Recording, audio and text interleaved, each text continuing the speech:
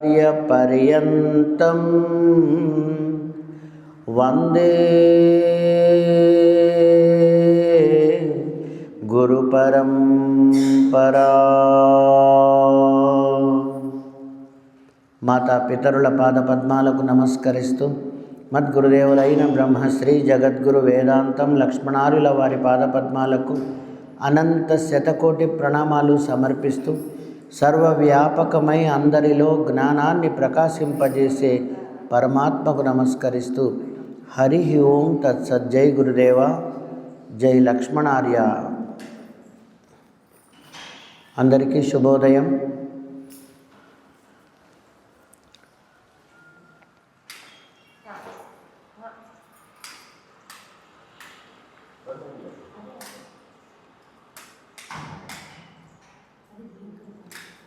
హరి ఓం.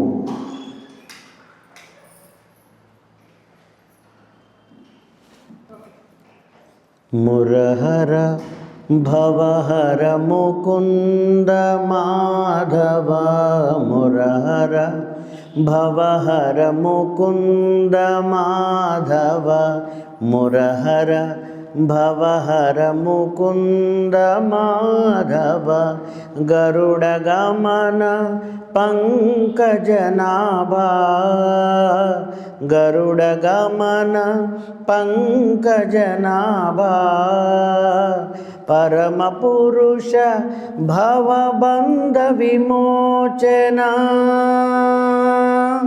ఆ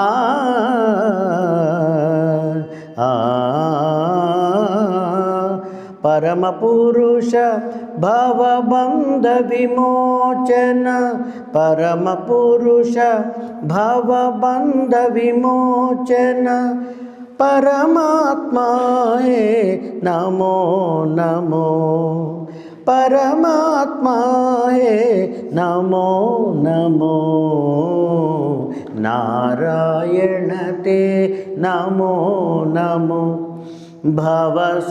భవనారద సన్నుత నమో నమో, నారాయణతే నారాయణతే నారాయణతే నమో నమో.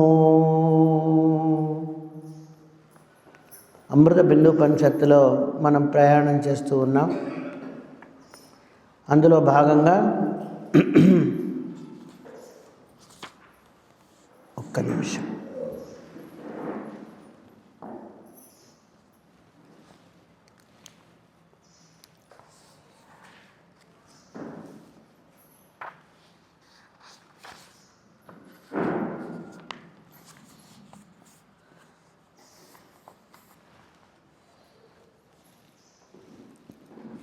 తరువాతి మంత్రాన్ని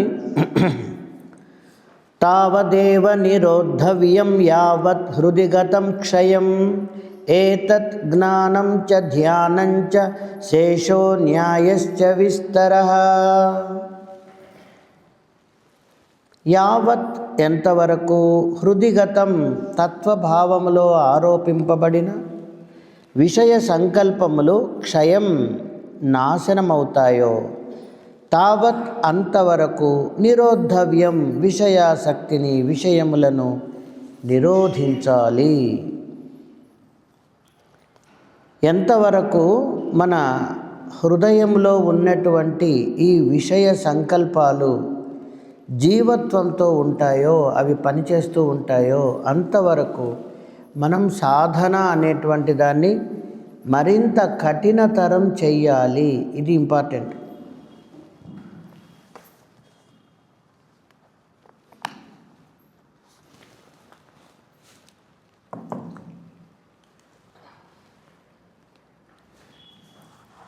ఎంతవరకు మనం సాధన చేయాలి, మన సాధన అనేటువంటిది ఎంతవరకు మనం భోజనం చేయాలి, కడుపు నిండేంతవరకు భోజనం చేయాలి.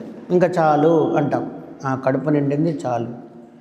అదే మాదిరిగా సాధన ఎంతవరకు చేయాలి, ఏదో ప్రతిరోజు కాసేపు కూర్చొని ఒక అరగంటో పావుగంటో గంటో కూర్చుని అది ఏం కుదురుతోంది ఏం కుదరలేదు అనేది గమనించకుండా కేవలం కాసేపు కూర్చుని వెళ్ళిపోతూ ఉంటే సరిపోతుందా? మరి ఇది కరెక్ట్ కాదు. ఎంతవరకు అని చెప్తోంది శాస్త్రము అంటే, క్షయం విషయ సంకల్ప క్షయత్వాత్, నీలోని విషయ సంకల్పములు క్షయమయ్యేంత వరకు నీవు సాధన చెయ్యాలి. దేనికైనా ప్రయోజనం వచ్చే వరకు మనం ఉపయోగిస్తాం. ఏదైనా అంతే. మనము బయట బట్టలు ఆరేస్తాం, ఎండిన తర్వాత తెచ్చుకుంటాం. పూర్తిగా అవి ఎండిపోయిన తర్వాత తెచ్చుకుంటాం. అవి ఒక పావు గంట అయినా కూడా అరగంట అయినా అది ఆరకపోతే అలాగే తీసుకొచ్చి పెట్టుకోం కదా. అదే మాదిరి మన హృదయంలో ఈ ఆలోచన అనేటువంటిది పరంపరలుగా వస్తూనే ఉంటుంది. ధ్యానం అంటే ఏంటి? నిరోధించడం.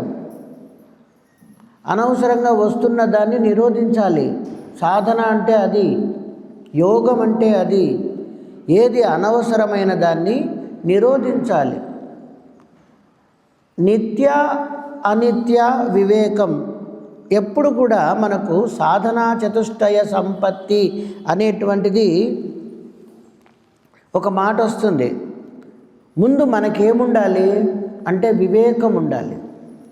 వివేకం ఏం చేస్తుంది అంటే విభజన చేస్తుంది, ఏది అవసరము అనేది చూస్తుంది. ఇది వివేకం. మరి ఈ వివేకం అనేటువంటి దానివల్ల మనం ఏం చేయాలి? ఈ పని చేయవచ్చు, ఈ పని చేయకూడదు, ఇది కరెక్ట్గా ఉంది, ఇది కరెక్ట్గా లేదు, ఇది బాగుంది, ఇది బాగలేదు. ఎవరి నిర్ణయం చేస్తుంది? వివేకం. ఇది ఎలా ఉండాలి?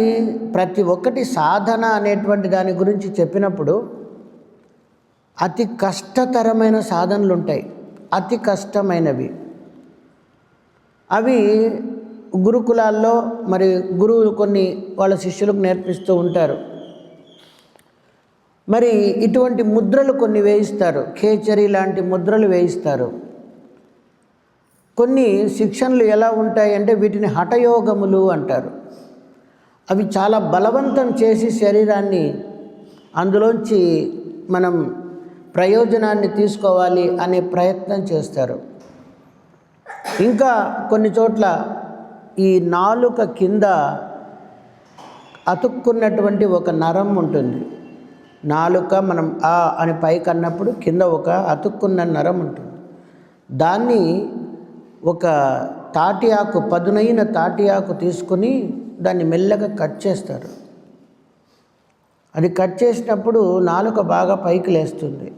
ఈ నాలుకను తీసుకెళ్ళి ముక్కు నుండి గొంతులోకి వచ్చే మార్గం దగ్గర చిరునాలుక వెనక భాగం దగ్గరికి దీన్ని తీసుకెళ్తారు. ప్రాక్టీస్. దీన్ని అక్కడ పెట్టి సాధన చేయమంటారు. ఇవన్నీ కష్టమైన సాధనలు. ఇవి ప్రయోజనాన్ని ఇస్తావా ఇవ్వవా పక్కన పెట్టండి, ఇవి అక్కర్లేదు. అతి సులభమైన మార్గాన్ని మనకు భగవానుడు భగవద్గీతలో చెప్పాడు. మీరు 6వ అధ్యాయం రెఫర్ చేయండి, ఆత్మ సంయమ యోగం. అందుకని ఇప్పుడు నేను చెప్తున్న 8వ అధ్యాయంలో కూడా మీకు ఈ రోజు నుంచి కొంచెం ధ్యాన సంబంధమైన విషయాలు వస్తాయి. మన జీవితంలో ఏది మనకు సాధ్యం అవుతుంది, ఏది మనం చేయగలం, దేన్ని మనం సాధించగలం అనేటువంటిది ఒకటి ముందుండాలి. రెండవది, మన శక్తి కంటే కూడా మన మనస్సు అతిగా పనిచేస్తుంది. ఇది మనం నియంత్రించగలగాలి. అంటే కొంతమంది ఏంటంటే నేను చేయలేను, మీరు చెప్పారు కదా నేను చేయలేను, నేను అంతసేపు కూర్చోలేను, నా వల్ల కాదు, నాకేదో ఇబ్బంది ఉంది నా శరీరంలో, నాకు బ్యాక్ పెయిన్ వస్తుంది, నాకు తలనొప్పి వస్తుంది, నాకు మోకాళ్ళ నొప్పులు వస్తాయి, ముందే చెప్తారు. దీన్ని సైకాలజీలో ఏమంటారంటే ప్రీ హిప్నాటిక్ సజెషన్ అంటారు. అంటే మనం ఒక సజెషన్ ఇచ్చుకోవడం వల్ల అది కరెక్ట్గా అలాగే చేస్తుంది మనస్సు కూడా. కాసేపు కూర్చుంటానే ఏమి ఇంకా హెడ్ఏక్ రాలేదే, మామూలుగా వస్తుంది కదా అనుకుంటాడు వీడు, అది నిజంగానే వస్తుంది. ఇది భావన మనలో ముందు భావన మారాలి. నేను ఒక్కోసారి కఠినంగా చెప్తుంటా, భావన ముందు మార్చు. నువ్వు ఉందనుకుంటున్నావు, లేదక్కడ. ఒక ఆయన ఒక అడవి గుండా వెళ్తున్నాడు ఇంటికి, వాళ్ళ ఊరికి. మంచి దట్టమైన అడవి, బాగా అలసటగా అనిపించింది. మధ్యాహ్నం ఎండ, ఒక చెట్టు కింద ఒక చిన్న అరుగు లాంటిది ఉంటే అక్కడ కూర్చున్నాడు. ఆయన కూర్చున్న చెట్టు మహిమగల వృక్షం అది ఆయనకు తెలియదు. అక్కడ కూర్చున్నాడు.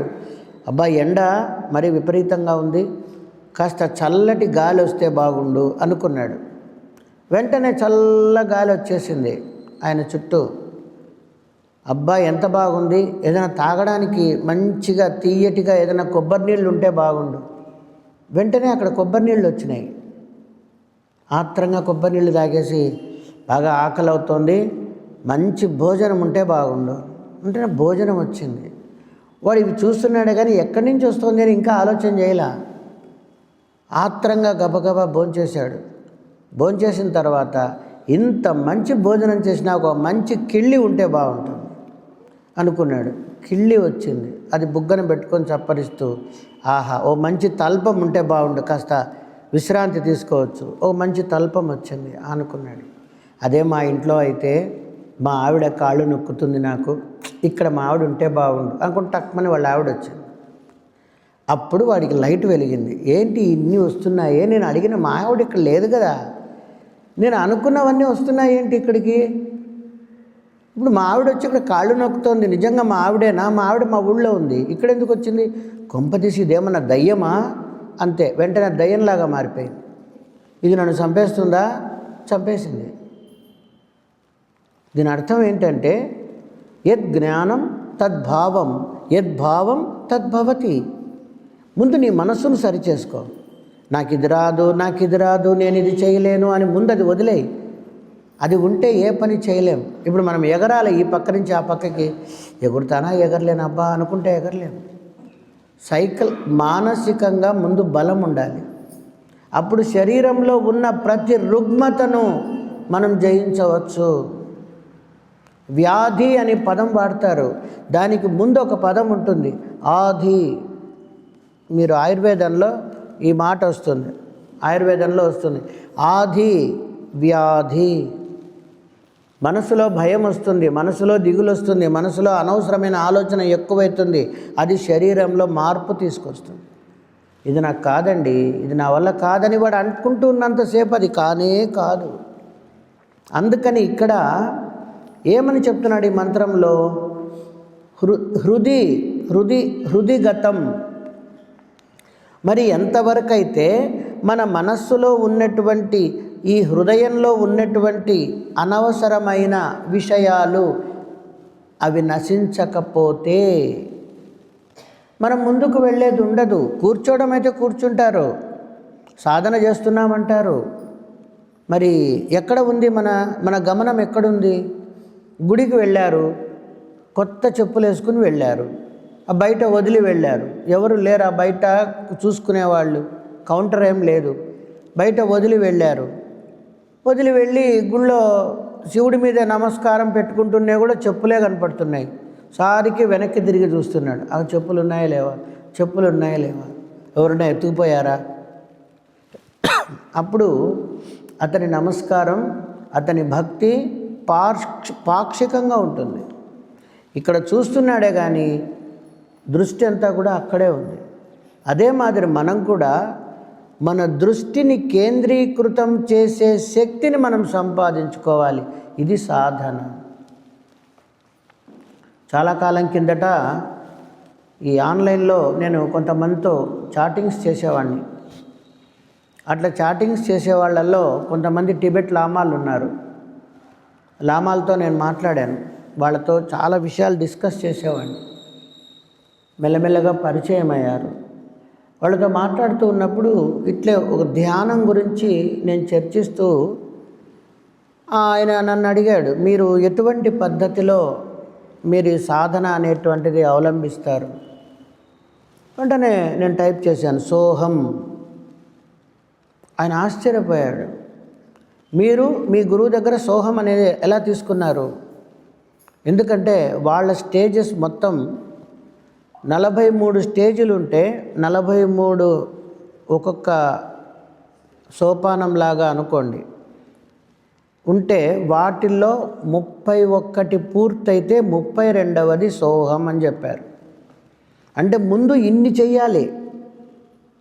ఊరికే కూర్చోబెట్టి నువ్వు ధ్యానం చేయి అంటే వాడు చేసేవాడు ఒకడైతే చెయ్యని వాళ్ళు 10 మంది ఉంటారు.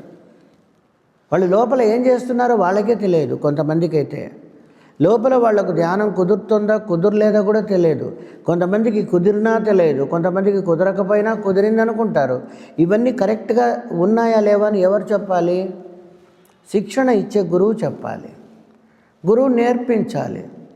అంతేకాని వాళ్ళు నీ అంతకు నువ్వు వెళ్ళిపో అంటే ఎక్కడికి వెళ్తాడు? నాకు సైకిల్ ఇచ్చి నా బిడ్డకు, చిన్న బిడ్డకు, నా మనవడు ఉన్నాడు, వాడికి సైకిల్ ఇచ్చి నీ అంతకు నువ్వు నేర్చుకోపోరా అంటే ఎప్పుడు నేర్చుకుంటాడు? మనం ముందు కొన్నాళ్ళు పట్టుకోవాలి, వాడికి బ్యాలెన్స్ నేర్పించాలి. అది శిక్షణ అంటే. మరి గురు శిక్షణ చాలా ప్రధానమైన మాట ఉపనిషత్తులో, అది రావాలా. అందుకని ఆయన మీ గురువు మీకు అంత ఫాస్ట్గా సోహం ఎలా ఇచ్చారు? ముందు సంస్కారం అనేది కొంత ఉంది, నిజమే. అప్పుడు నేను చెప్పాను, ఈ సంస్కారం అనేటువంటిది ఒక జన్మది కాదండి, అది బై బర్త్ వస్తుంది కొంత క్వాలిటీ, మిగతాది కొంత మనం డెవలప్ చేసుకుంటాం. అసలు ఆసక్తి లేనివాడు ఆ జ్ఞానంలోకి రాడు. అంతో ఇంతో ఆసక్తి ఉన్నవాళ్లే వచ్చి నిలబడతారు. ఎందుకని? వాళ్ళకు జన్మ సుకృతం ఉంది. పొద్దున్నే చలి పెరిగింది, నిన్న మొన్న కొంచెం చల్లగా ఉంది వాతావరణం. మరి హాయిగా 7 వరకు పడుకుందాం అనిపిస్తుంది సహజంగా. మరి పొద్దున్నే లేచి మనం 6 కల్లా రెడీ అయ్యి 6:15 ఇంత కాఫీనో టీనో తాగి మనం బయలుదేరకపోతే మనం 7కి ఇక్కడికి రాలేం. మరి ఎందుకు వస్తున్నాం ఇంత శ్రద్ధగా? మనలో కొంతైనా దానికి సంబంధించినటువంటి ప్రాప్తం ఉంది. అదే సాయంత్రం చూడండి మొత్తం నిండిపోతారు. పొద్దున ఏమంటారు? మాకు వేరే పనులు ఉన్నాయండి, మేము రాలేమంటారు. మరి ఏది నీకు ఇంపార్టెంట్, ఏది ముఖ్యం? అందువల్ల ఏదైతే నీ ప్రయాణానికి అడ్డమవుతుందో ముందు దాన్ని గుర్తించు. నీ ప్రయాణానికి ఏది అడ్డమవుతుందో ముందు దాన్ని గుర్తించు. నేను సాధనలో పరిపూర్ణం వెళ్ళలేకపోతున్నాను అంటే ఎందుకు వెళ్ళలేకపోతున్నాను? ఏది నాకు అడ్డం అవుతుంది? మానసిక భావన, సత్యభావన.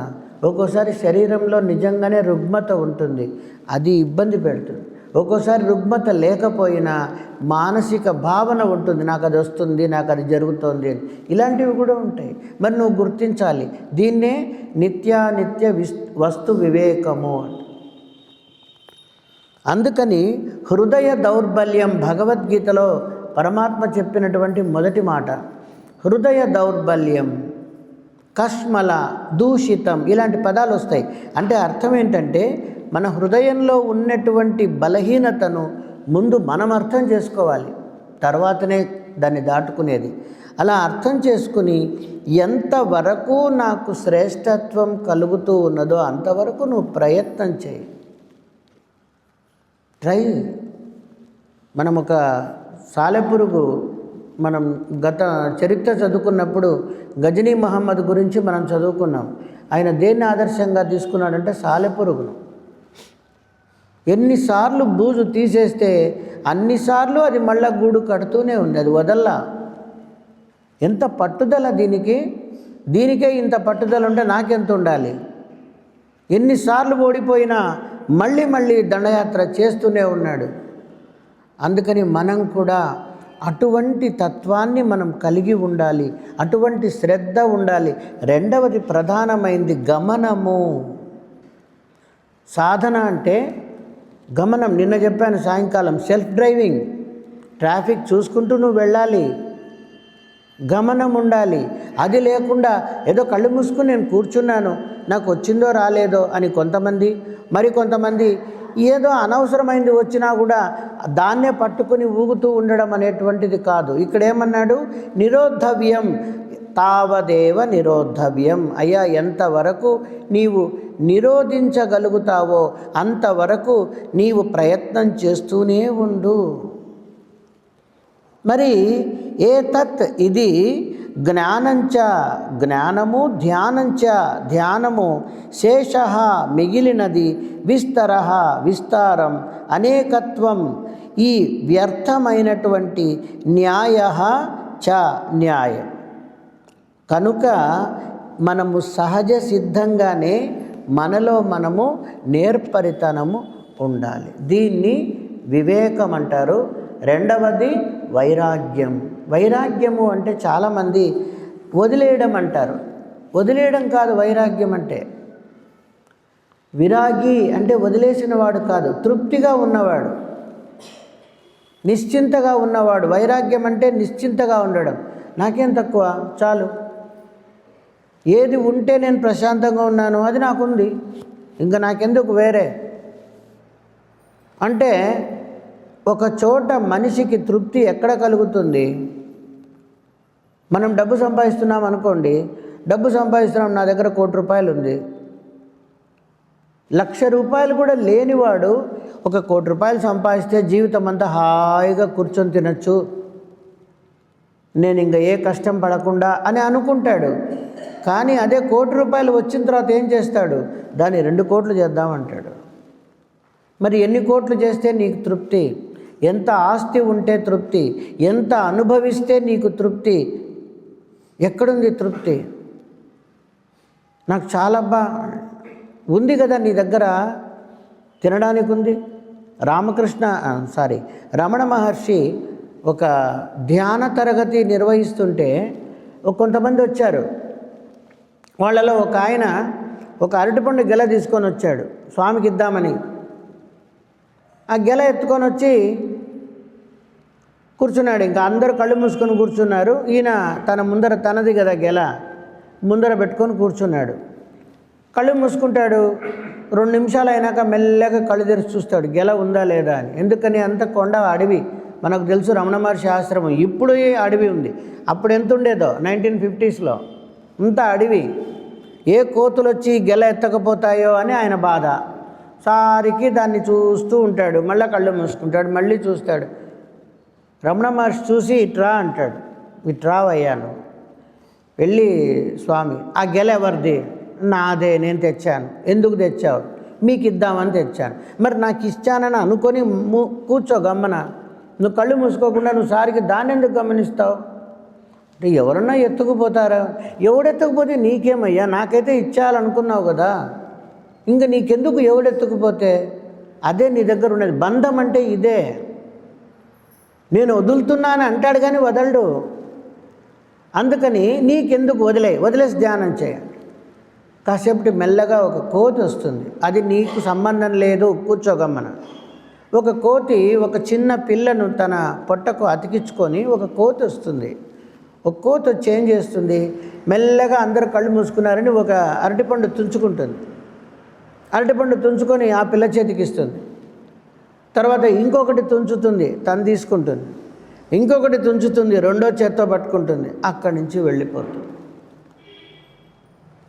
ఎందుకు? దానికి ఆ 2 పళ్ళు చాలు. గెలంతా ఎత్తుకుపోవాలని దానికి లేదు. అదే మనమైతే ఒక పండు తుంచుకొని పోతామా? గెలగెల ఎత్తుకొని పోయి ఫ్రిడ్జ్లో పెడతాం, చూస్తాంలే అని. ఇక్కడ మనం బంధానికి లోనవుతున్నాం. కాబట్టి ప్రధానమైనది ఏదంటే నిరోధవ్యం. ఏది నిరోధిస్తున్నదో దానిని తొలగించడం నీ బాధ్యత. ఆలోచనలు వస్తున్నాయా? ఆలోచనలు ఎలా తొలగించుకోవాలి? సంకల్పాలు వస్తున్నాయా?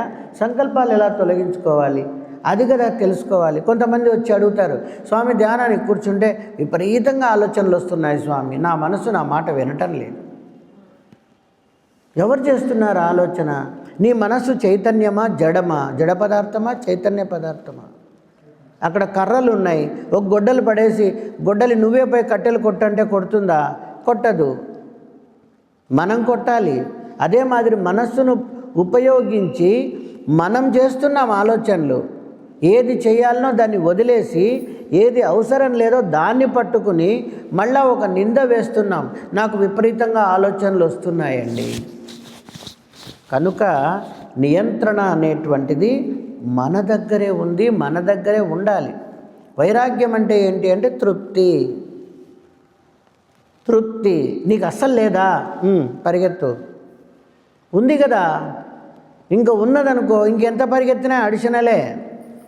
కాబట్టి ఉన్నదానితో తృప్తిగా ఉండి, ముఖ్యంగా నేను చెప్పే మాట ఒకటే చెప్తానండి, టైం మేనేజ్మెంట్. నేను మేనేజ్మెంట్ చదువుకునే రోజుల్లో నేను చాలాసార్లు చెప్పాను ఈ మాట.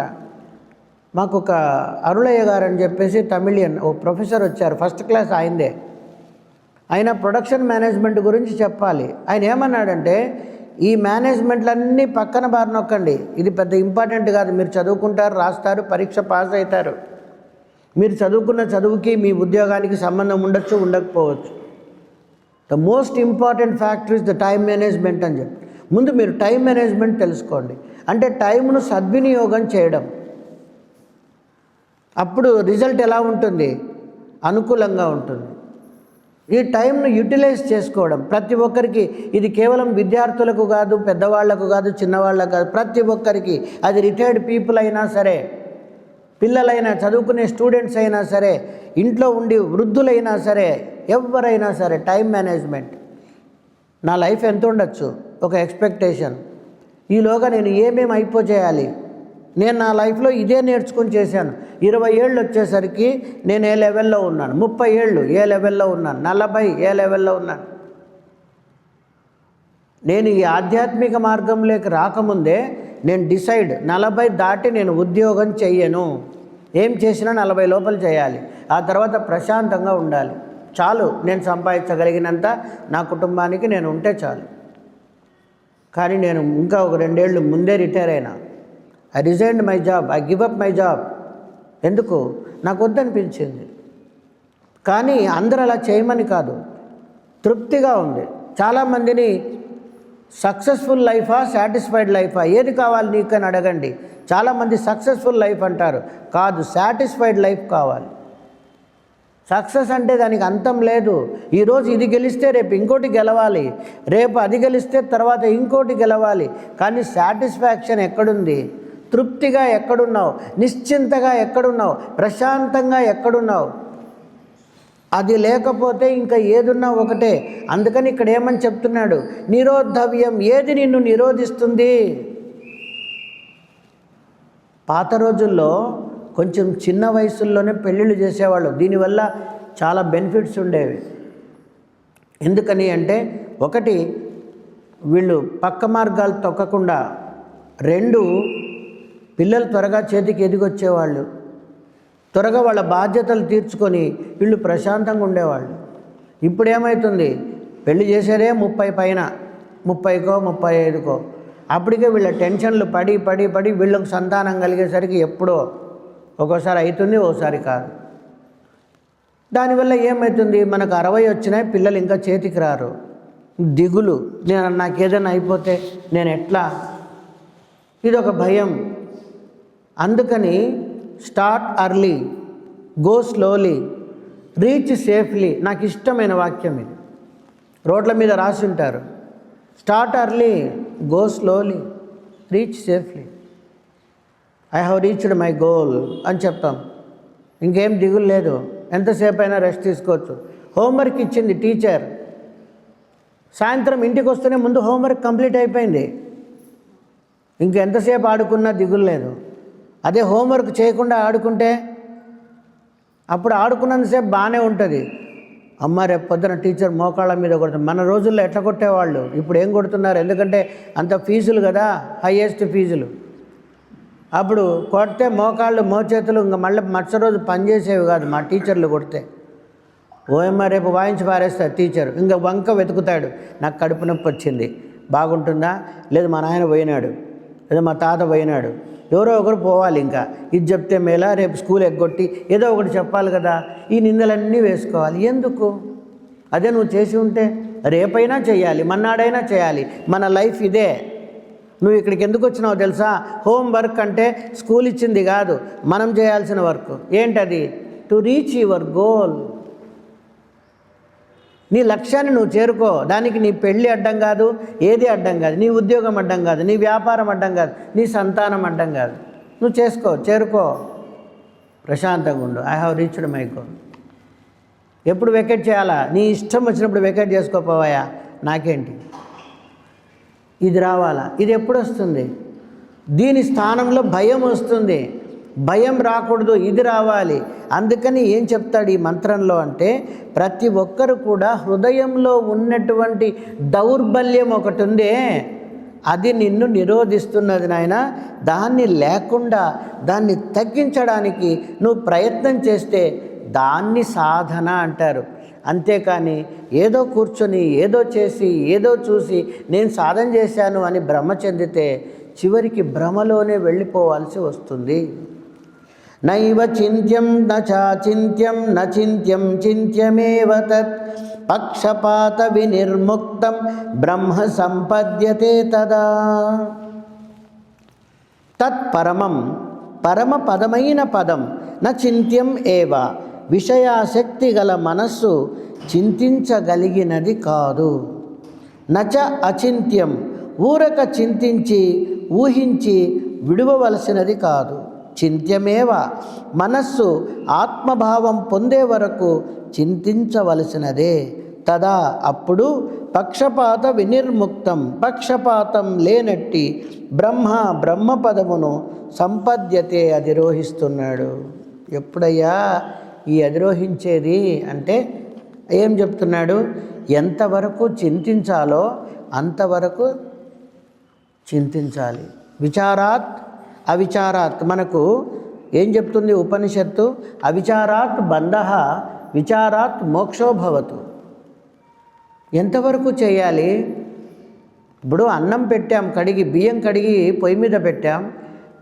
ఒక మెతుకు మధ్యలో, పాత రోజుల్లో ఈ కుక్కర్లు లేవు కదా, ఇప్పుడు అది విజిల్ కొడుతుంది, ఏమేమో కొడుతుంది, రారా నాయనా అని.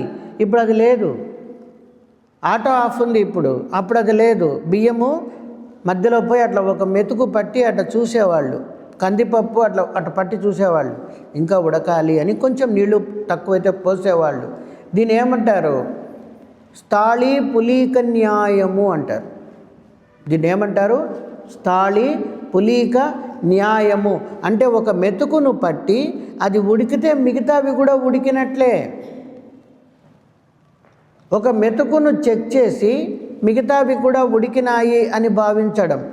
అదే మాదిరిగా మరి ఎంతవరకు మనం దీని గురించి చింతన చేయాలి? మనం అంటాం నాకు చాలా పనులు ఉన్నాయండి. పనులు చాలా ఇంపార్టెంట్ కాదని ఎవరన్నారు? పనులు చాలా ఇంపార్టెంట్. ఏమండి మీరు పొద్దున్నే రారు అన్నామనుకో, ఇక్కడ భక్తుల్ని ఏమంటారు? పొద్దున్నే చాలా పనులు ఉంటాయి స్వామి, మీకంటే పని పాటలేదు, వచ్చి కూర్చుంటారు పొద్దున్నే 7కు, మాకు పనులు ఉంటాయి. మేము ఎట్లా వస్తాం? ఎవరి కోసం వస్తారు?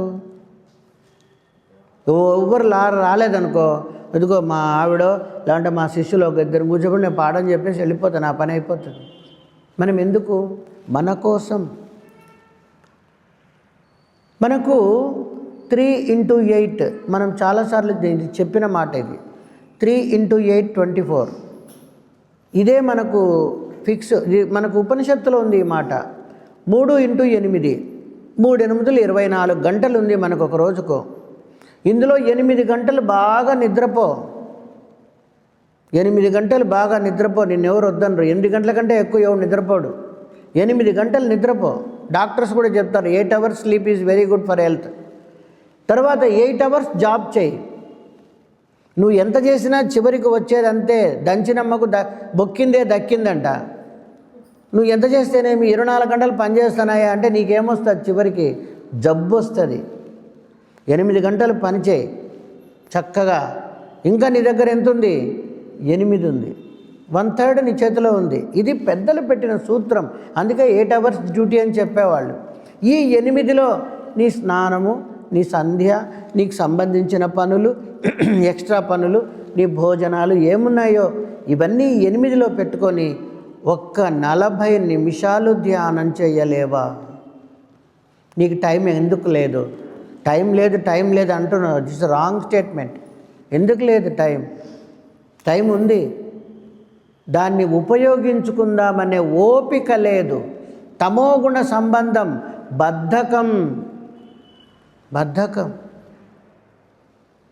బద్ధకమవుతుంది. మరి ఆ బద్ధకం అనేది వదిలించుకోవాలి కదా.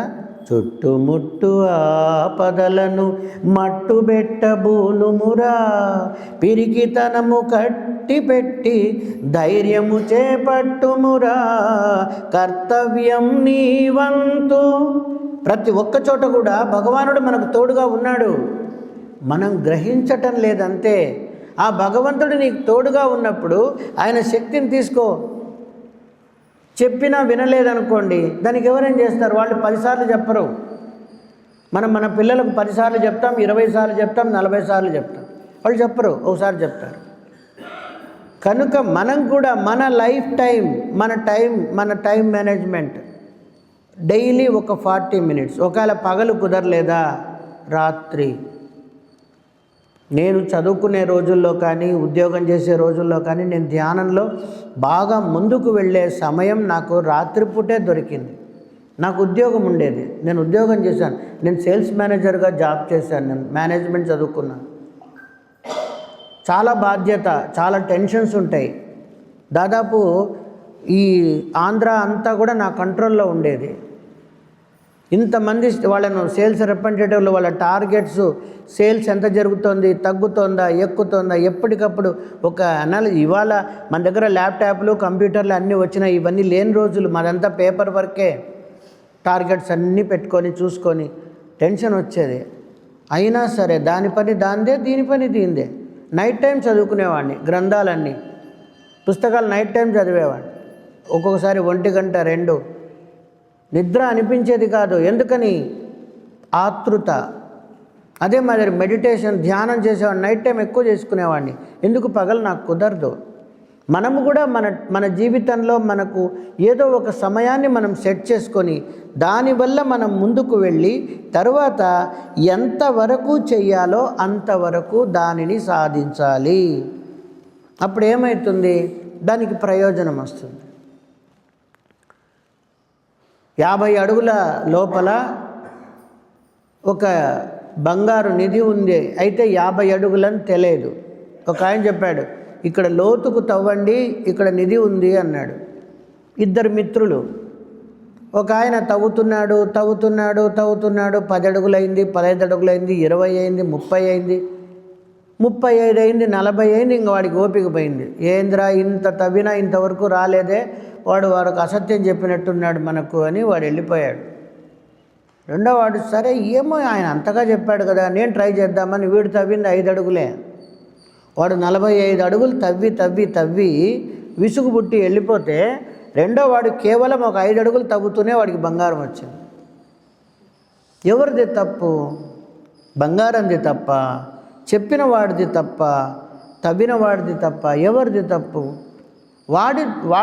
వాడికి దాని మీద లేదు, ఇంకా ఓపిక లేదండి నాకు, ఎంతసేపు.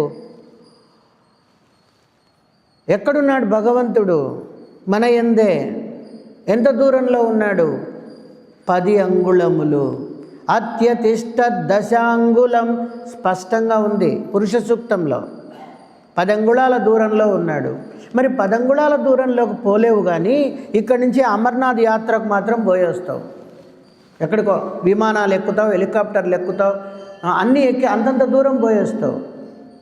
అది నీకు చాలా ఈజీ కదా. కైలాస యాత్ర చేస్తారు, మానస్ సరోవర యాత్ర చేస్తారు, మంచిది, చాలా గొప్పది. కానీ ఈ కొంచెం దూరం ఎందుకు వెళ్ళలేం? శ్రద్ధ. దీనికి శ్రద్ధ కావాలా. శ్రద్ధావాన్ లభతే జ్ఞానం తత్పరస్సం యతీంద్రియ. జ్ఞానం లబ్ధ్వా పరాం శాంతిం అచిరేణాది గచ్చతి.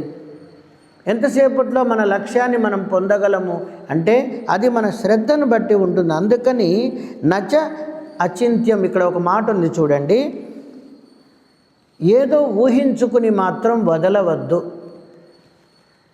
ధ్యానంలో నీకేదో బాగుంది అనిపించింది, అదేంటి ఆ బాగుంది? కరెక్టేనా?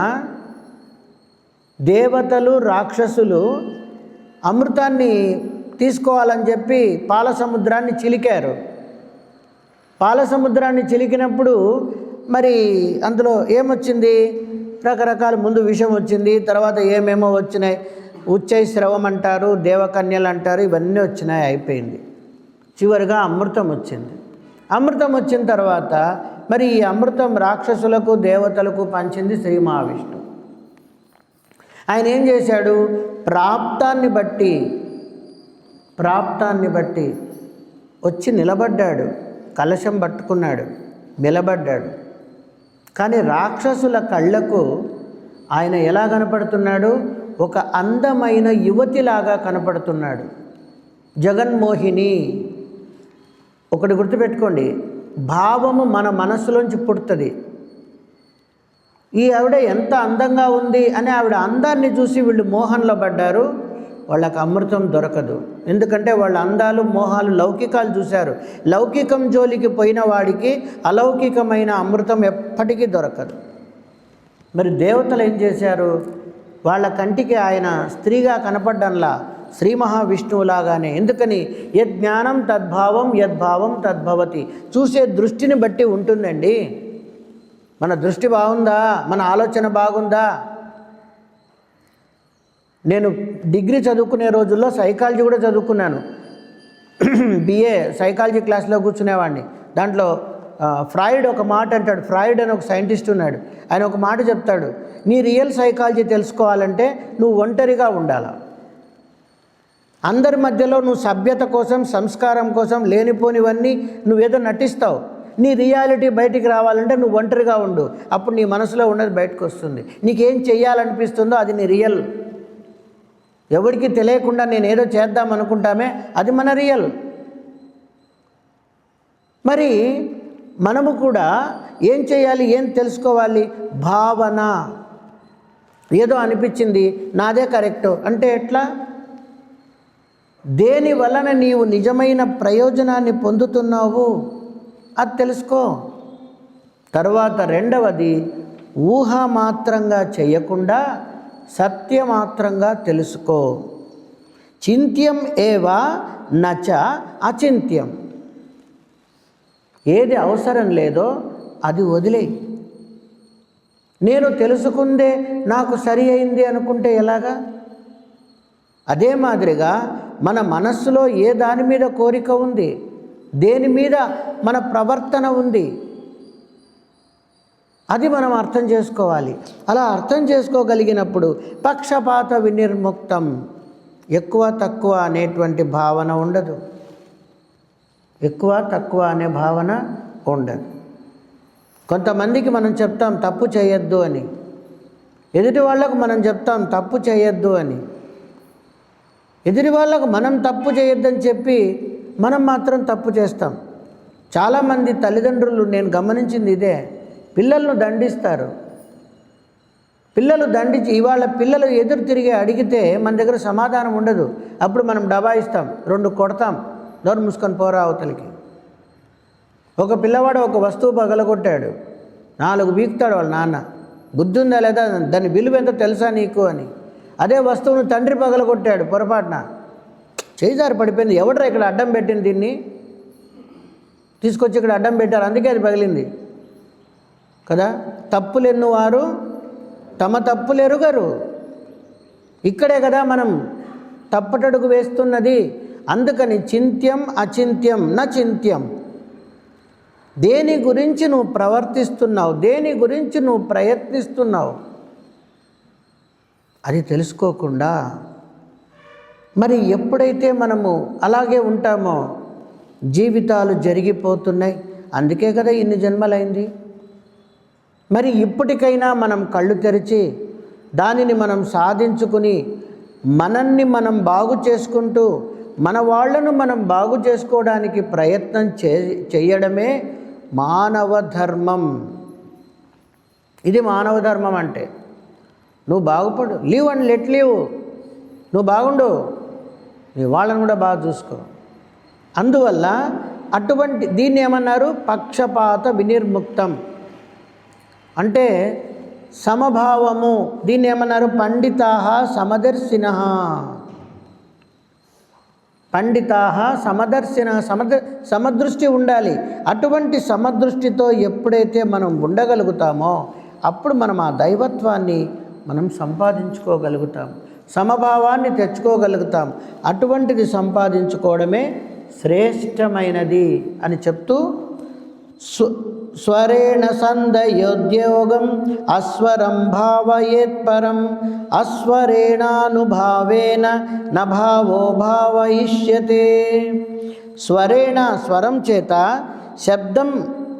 శబ్దం చేత, యోగము సాధన సంధయేత్ సంధానం చేయాలి. పరమపదమును అస్వరం శబ్దాతీతముగా భావయేత్ భావన చేయాలి. అస్వరేణ శబ్దాతీతమైన అనుభావేన భావన చేత నభావ ఇంతవరకు లేదన్నది భావ్య ఉన్నదిగా ఇష్యైతే కోరబడుచున్నది. బ్రహ్మము అనే మాట మొదటి రోజు చెప్పాను, భగవద్గీతలో చెప్పాను. బ్రహ్మము అంటే ఎవరికన్నా గుర్తుందా? శక్తి. బ్రహ్మము శక్తి, బ్రహ్మము భగవంతుడు, భగవంతుడు అంటే శక్తి. ఈ భగవంతుడు అనే ఈ శక్తి ఉందే, ఇది 3 విధాలుగా చెప్పబడింది. ఒకటి శుద్ధ బ్రహ్మము, 2 శబల బ్రహ్మము, 3 శబ్ద బ్రహ్మము. శుద్ధ బ్రహ్మము, శబల బ్రహ్మము, శబ్ద బ్రహ్మము. మరి శుద్ధ బ్రహ్మము అన్నప్పుడు నిరాకార, నిరామయ, ఎటువంటి చంచలము లేకుండా, కదలిక లేకుండా స్తబ్దతగా ఉన్నటువంటి చైతన్య స్వరూపం శుద్ధ బ్రహ్మం. శబల బ్రహ్మము సృష్టికి కావలసినటువంటి మాయ చేత తాను సృష్టికి ఉపక్రమించడం. శబ్ద బ్రహ్మము దీనిని తెలియజేయడానికి, సృష్టిని తీసుకురావడానికి తానే శబ్దముగా మారడం. మరి నేను నిమ్మకాయ అంటాను, అంటేనే మీ అందరిలో నిమ్మకాయ యొక్క ఆకారం గుర్తుకొస్తుంది. ఒక గుండ్రంగా, పసుపుగా, పుల్లగా, దాని వాసన, దాని రుచి మనకు గుర్తుకొస్తుంది నిమ్మకాయ అన్నప్పుడు. అదే మాదిరిగా మనం జంబీరము అన్నప్పుడు ఏం గుర్తుకొచ్చింది? ఆ పదానికి అర్థం తెలియకపోతే ఏది గుర్తుకు రాదు. ఏమది? ఎప్పుడు వినలేదే.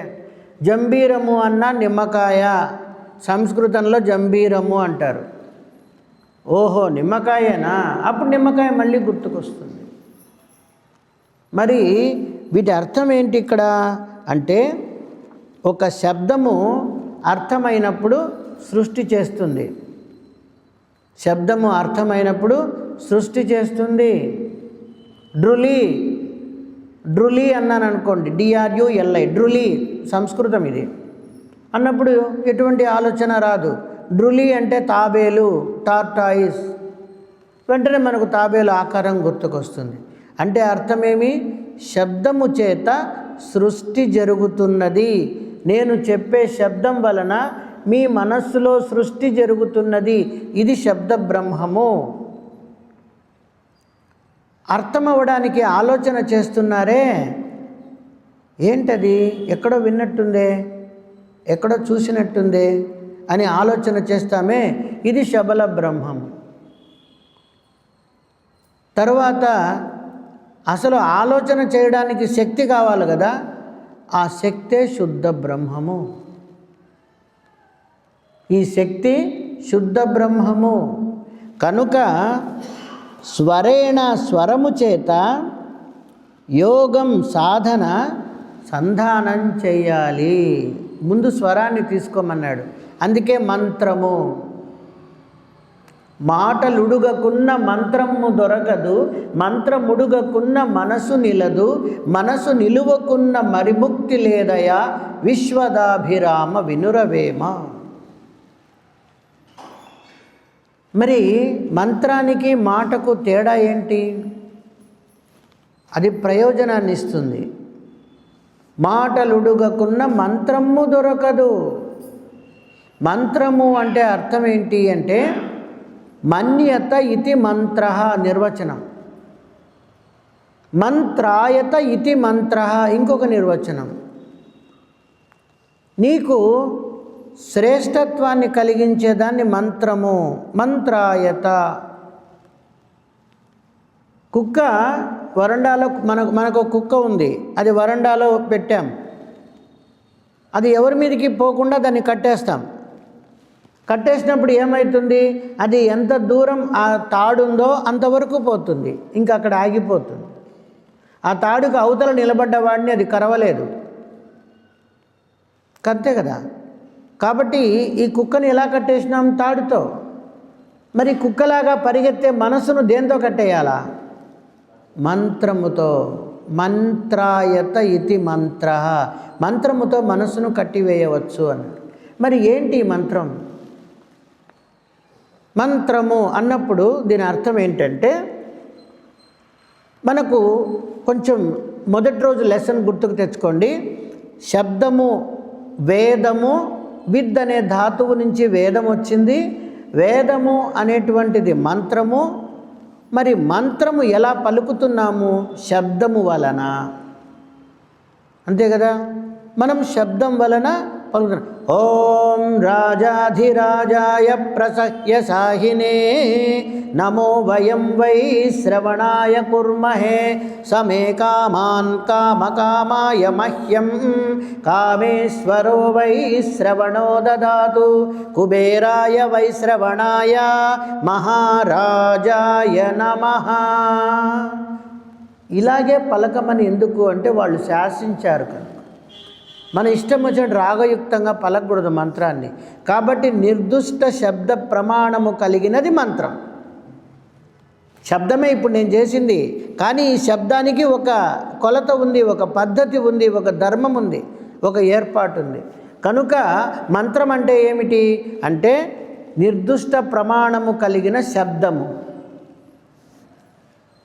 వేదము అంటే మంత్రము, మంత్రము అంటే శబ్దము. శబ్దం ఎలా వచ్చింది, శ్వాస వలన వచ్చింది.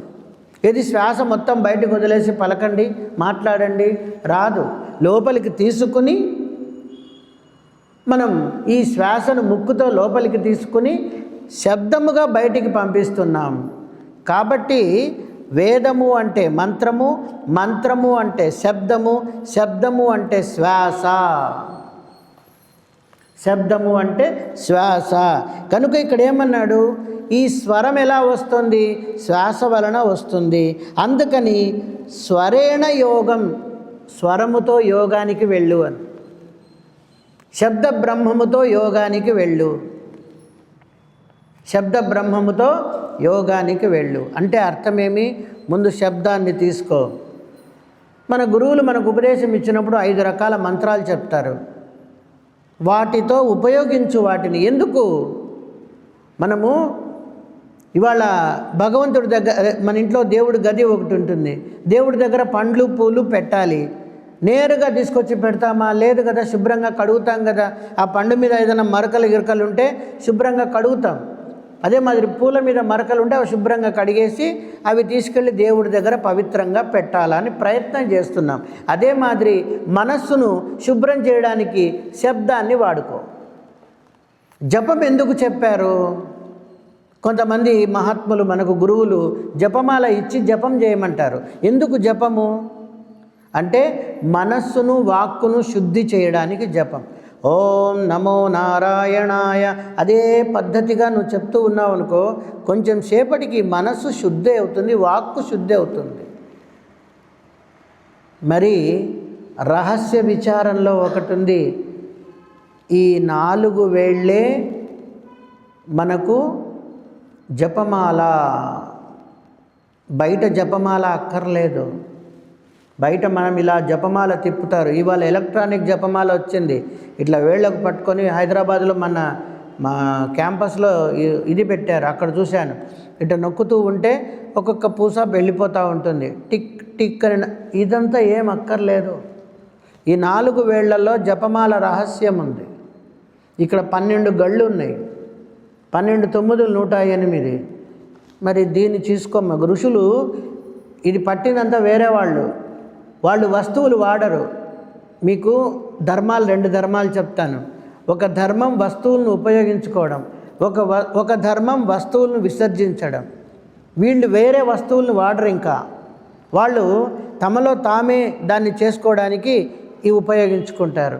మరి ఇలాంటివన్నీ మనం తెలుసుకుని వాటిని ఎలా చేయాలి, ఎలా సాధన చేయాలి అని ఒక మంత్రాన్ని తీసుకొని, ఒక శబ్దాన్ని తీసుకొని స్వరము చేత మనము యోగమును పొందాలి.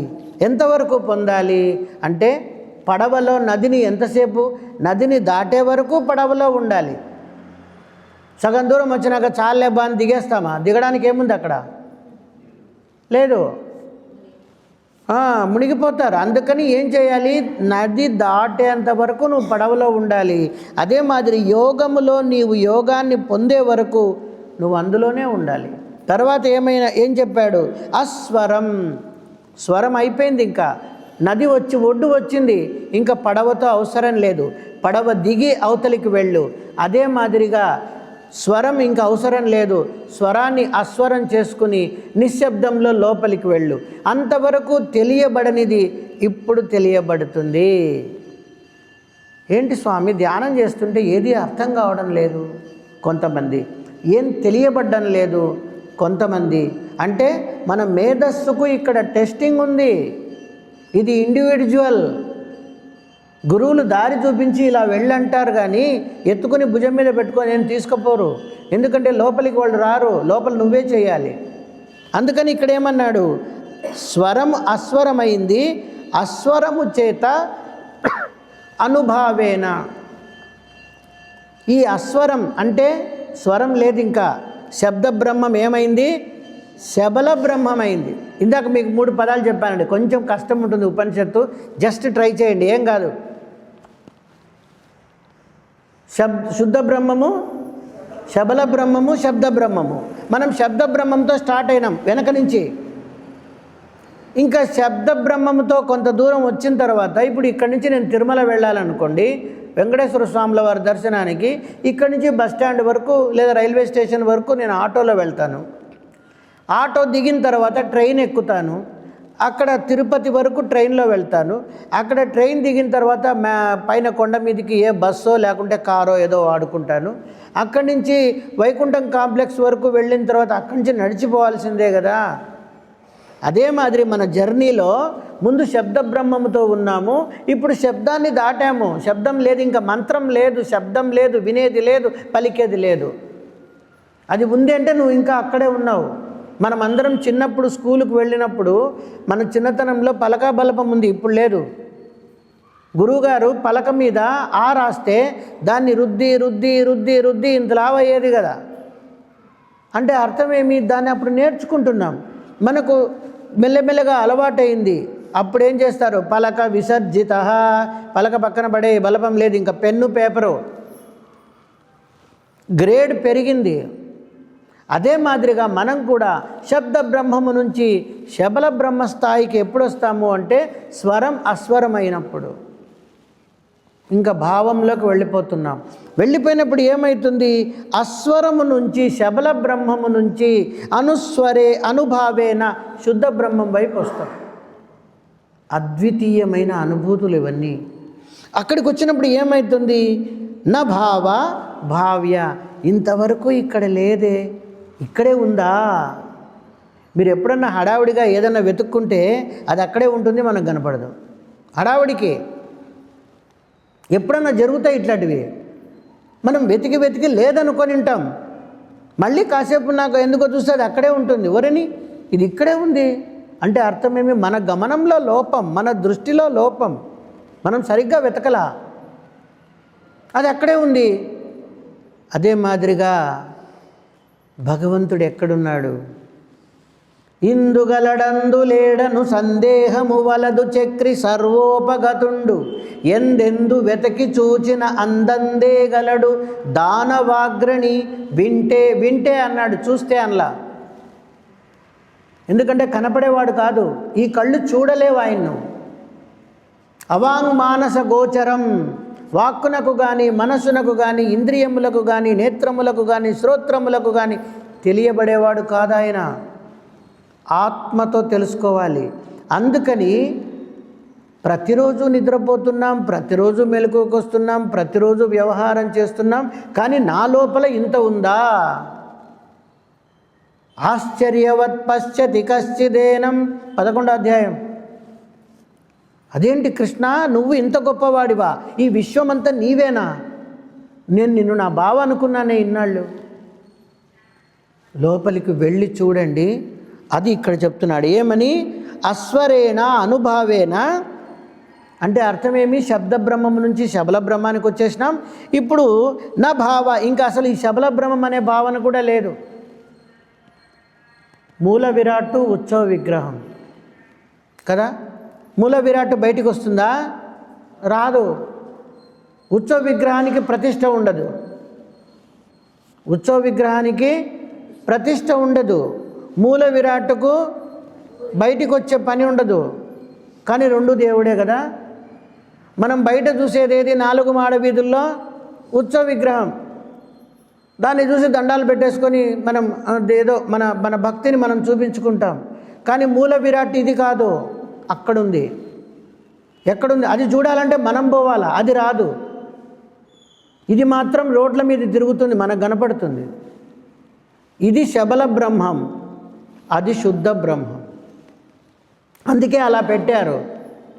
ఇది చలనం కలిగి ఉంది, అది చలనం లేకుండా ఉంది. కనుక 4 మాడ వీధులు అంటే స్థూల సూక్ష్మ కారణ మహాకారణ మార్గములే 4 మాడ వీధులు. పంచమం 5వది లేదు. అందుకే దాన్ని ఏమన్నారు? 4 వర్ణాలు చెప్పారు. బ్రాహ్మణ క్షత్రియ వైశ్య శూద్ర, ఇవి 4 ధర్మాలు. కనుక బ్రహ్మచర్యం, గృహస్థం, వానప్రస్థం, సన్యాసం 4 ధర్మాలు. ధర్మ అర్థ కామ మోక్ష 4 ధర్మాలు. వీటి యొక్క తత్వరహస్యం 4వది ఇంకా అక్కడ దైవత్వం అవుతుంది. ఇక్కడ అందరికీ పెళ్ళయింది కదా, మనం వీళ్ళతో మాట్లాడదాం. మగవాళ్ళతో తాళి కట్టారు కదా, ఎన్ని ముళ్ళు వేశారు? ఎందుకు 3 వేయాలి? ఇంకొకటి ఎక్కువ వేస్తే బలంగా ఉంటుంది కదా. అడగాలి అయ్యవారిని, ఎందుకు స్వామి 3 వేయాలి, ఒకటి ఎక్కువ వేస్తే బలంగా ఉంటుంది కదా. 3 ఉన్నాయి. ధర్మేచ అర్థేచ కామేచ నాతి చరామి నాతి చరితవ్యం. అమ్మాయి అంటుంది 4వ ముడి లేదు, 4వది మోక్షం. అక్కడ ముడి లేదు, బంధం లేదు, అక్కడ ఎవరికి వారే. కాబట్టి ఇవన్నీ మన పెద్దలు పెట్టినటువంటి ధర్మాలు. ఆ ధర్మాలను మనం తెలుసుకొని మనలో ఉన్నటువంటి ప్రయోజనాన్ని మనం పొందాలి. అప్పుడు ఏమనిపిస్తుంది? కలిగేనిదే నాకు కైవల్యము మునుపునెవ్వరికి దొరకనిది, మునుపునెవ్వరికి దొరకనిది, కలిగేనిదే నాకు కైవల్యము కదా. అన్నం ఏమంటాడు? త్యాగరాజు ఏమంటాడు? కనుగొంటిని శ్రీరాముని నేడు అంతకుముందు లేడా శ్రీరాముడు? మీకు త్యాగరాజు విగ్రహాలు పోగొట్టుకొని తిరుగుతూ ఉంటే రాముడే ఒక సాధు రూపంలో వచ్చి మాట్లాడినట్టు ఆయన చరిత్రలో రాస్తారు. నాది రాముడు పోయినాడు అంటే ఏ రాముడు అని అడుగుతాడు ఆయన. అయ్యా నా రాముడు పోయినాడయ్యా అంటే ఏ రాముడు? ఎంతమంది రాముళ్ళు ఉన్నారు? మీ ఊర్లో ఒక రాముడు, ఈ ఊర్లో ఒక రాముడు, నీ ఇంట్లో ఒక రాముడు, భద్రాచలంలో ఒక రాముడు, మరి ఇంతమంది రాముళ్ళా? ఏ రాముడు పోయినాడు అని అడుగుతాడు. రాముడు ఒక్కడే, విగ్రహాలు వేరు. విగ్రహం పోయింది, రాముడు పోలా. అదే మాదిరిగా మనం కూడా ఇక్కడే ఉంది, ఇక్కడే. పొడగంటిమయ్యా మిమ్ము పురుషోత్తమా. తెలుసుకున్నాను, ఇప్పుడే కనుక్కున్నాను. అదేంటి? న భావః భావ్య. ఇంతవరకు ఇక్కడే ఉండి నాకు తెలియబడింది, ఇప్పుడు తెలియబడుతున్నది అంటే తెలుసుకునే శక్తి నాకు వచ్చినది. ఎలా వచ్చినది? శబ్దము చేత, అశబ్దము చేత, స్వరము చేత, అస్వరము చేత నాలో ఉన్నటువంటి ఆ దైవత్వాన్ని నేను తెలుసుకోగలిగాను. అయిపోయింది. ఇంకా ఏముంది మాట్లాడేదానికి? నిశ్శబ్దం నిశ్శబ్దం నిశ్శబ్దం నిశ్శబ్దం బ్రహ్మముచ్యతే శాస్త్రం. భగవంతుడంటే శబ్దం కాదండి. శబ్దం అనేది భగవంతుడి దగ్గరికి వెళ్ళడానికి ఒక ప్రయత్నం. భగవంతుడు నిశ్శబ్దం, నిరాకారం, నిరామయం, నిర్లిప్తం, నిరహంకారం, నిర్ద్వంద్వం, అన్నీ అవే వస్తాయి ధర్మాలు. మనము ఆయన యొక్క ప్రతిరూపాన్ని చూస్తున్నాం. ఒక చిన్న ఉదాహరణ చెప్తాను, టైం అయిపోయింది. షోలాపూర్లో ఒకసారి మా ధ్యాన మందిరంలో, అక్కడ షోలాపూర్లో చాలామంది భక్తులు ఉన్నారు. చాలా రోజుల కిందట అక్కడ ఒక ఫోటో ఉండేది. ఇక్కడ ఒక ఫోటో ఉంటుంది. పీఠం మీద నేను కూర్చొని ఉన్నాను. కార్యక్రమం నడుస్తుంది. అందరూ వరుసగా వస్తున్నారు. ఆ ఫోటో దగ్గరికి పోతున్నారు. ఆ ఫోటో నాదే. ఆ ఫోటో దగ్గరికి పోతున్నారు. అక్కడ దండం పెట్టుకుంటున్నారు. అక్కడ పండ్లు, ఇంత పంచామృతము అన్నీ అక్కడ పెడుతున్నారు. అక్కడ దండం పెట్టుకుంటున్నారు, పోతున్నారు. నాకు ఇట్లా అంటున్నారు, పోతున్నారు. 10:30 అయింది. ఆకలి అవుతోంది. పొద్దున్నుంచి ఏం తినలా. ఆకలి అవుతోంది నాకు. అక్కడ పెట్టేసి పోతున్నారు అన్ని ప్రసాదాలు. అప్పుడు నేను ఒక శిష్యుని పిలిచాను. యథార్థం చెప్తున్నానండి, ప్రాక్టికల్ ఎలా ఉంటుంది. పిలిచి, ఆ ఫోటోలో ఉండేది ఎవరు అన్న. అయ్యో స్వామిగారు తమరే. ఇక్కడ ఉండేది ఎవరు అని. అయ్యో తమరే. మరి ఆకలి అవుతుంటే ఇక్కడ పెట్టాలి కానీ ఫోటో దగ్గర పెడతావే? ఫోటో తింటుందా? ఆ ఫోటోలో ఉండేది నేను తింటానా? ఇక్కడ నా దగ్గర పెట్టు, నేను తింటాను, నాకు ప్రయోజనం ఉంది. అంటే మనకు వస్తుభావన ఎక్కువ. సాక్షాత్తు శివుడు వచ్చి ఇక్కడ నిలబడినా శివుణ్ణి పట్టించుకోరు. శివలింగానికి పోయి నీళ్లు పోస్తూ ఉంటారు చెంబులతో. అయ్యా దప్పికైతుందా స్వామి, గంగా దగ్గర స్టాక్ లేదంట, ఒక గ్లాసు నీళ్లు పోయినట్టు కూడా శివలింగం మీద పోయాలి, భలేవాడివి నువ్వు అని పోయి శివలింగం మీద పోసి వస్తారు వీళ్ళు. అప్పుడు నేను చెప్పిన వస్తుభావన. ఆ ఫోటోలో ఉండేది మా గురువుగారే అనుకో, లేదా ఇంకొకటి అనుకో, ఏదో పెట్టినాను స్వామి గౌరవం కోసం అంటే నేను ఒప్పుకుంటా. నేనే కదా అక్కడ ఉండేది. నేను ఇక్కడ రియల్గా ఉంటే నాకు ఒక అరటిపండు పెట్టరు, అక్కడ పోయి పంచామృతాలు అన్నీ అక్కడ పెడతారు. ఏమయ్యా మీ భావన? సత్యాన్ని తెలుసుకోవడానికి మనం సత్స్వరూపులమై ఉండాలి. లేకుంటే భ్రమలో ఉండిపోతాం. మన జీవితం 60, 70, 80 అయిపోతుంది. ఏదో ఒకరోజు స్విచ్ ఆఫ్ అయిపోతుంది, మనం వెళ్ళిపోతాం. దీనివల్ల మనం సాధించేది ఏం కాదు. అందుకని అమృత బిందుపనిషత్తు చెప్తుంది, సత్యాన్ని తెలుసుకోవడానికి ప్రయత్నం చేయి, సమయాన్ని సద్వినియోగం చేసుకోవడానికి ప్రయత్నం చేయి, నీవు ప్రయోజనాన్ని పొందడానికి ప్రయత్నం చేయి. మరికొన్ని విశేషాలు రేపు తీసుకుందాం. జై గురుదేవ, జై లక్ష్మణార్య. హరి ఓం. ఒక్క 10 నిమిషాలు ఎక్కువైంది, ఏమనుకోద్దండి. శాంతి మంత్రం.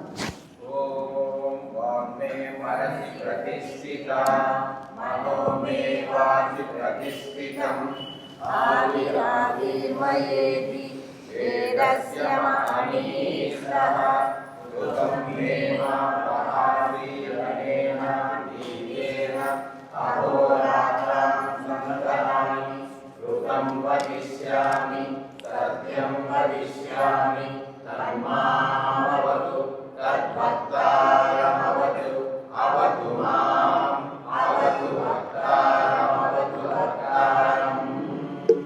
ఓం శాంతి శాంతి శాంతి. హరి ఓం. శ్రీ గురుదేవార్పణమస్తు. శుభమస్తు. లోకా సమస్తా సుఖినో భవంతు. సర్వే జనా సుఖినో భవంతు. ఓం బ్రహ్మశ్రీ జగద్గురు శ్రీ నారాయణ తీర్థుల వారికి జై. ఓం బ్రహ్మశ్రీ జగద్గురు శ్రీ శ్రీనివాసాచార్యుల వారికి జై.